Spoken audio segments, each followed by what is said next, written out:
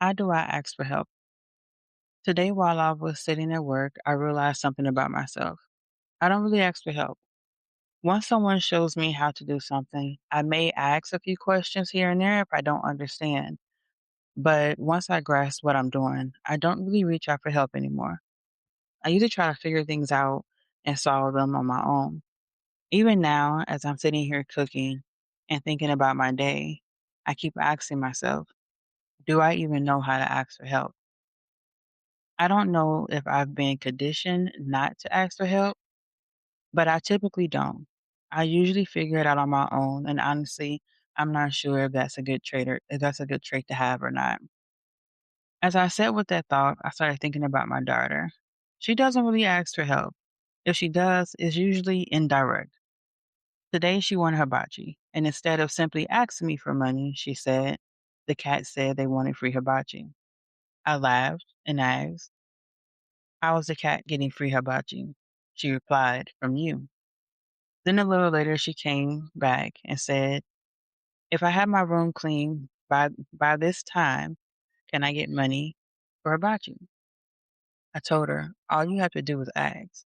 You don't have to do something in order to get something, just ask. As soon as the words came out of my mouth, I realized I don't always follow my own advice. If I need help financially with the bill, I don't ask. Maybe part of that is because I've spent so much of my life being the one people came to. When my dad was alive, I could call him and say, I've already tried to do X, Y, and Z. I can't figure it out. Can you help me? He always did. But outside of him, asking for help hasn't always ended well. In one marriage, it didn't seem like I could ever ask for help. He would say he was going to help, but he never really gave me what I asked for. Yet, whenever he asked me for something, I gave it to him. In my last marriage, when I needed financial help, he acted like he was going to help, but then he didn't. And if he did help, they usually came back with, he usually came back up later, how much it had cost him and how he really didn't have the money.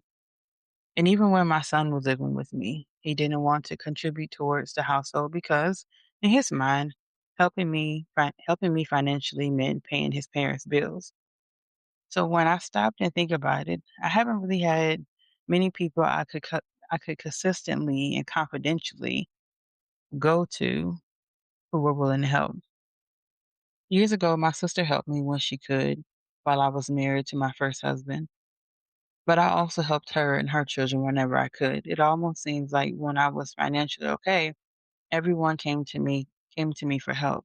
But when life happened and I wasn't okay and I needed help, it felt like nobody wanted to help or everybody forgot all the times I had been there for them. That realization led me to another question. How do you ask for help when you spent so much of your life being the helper?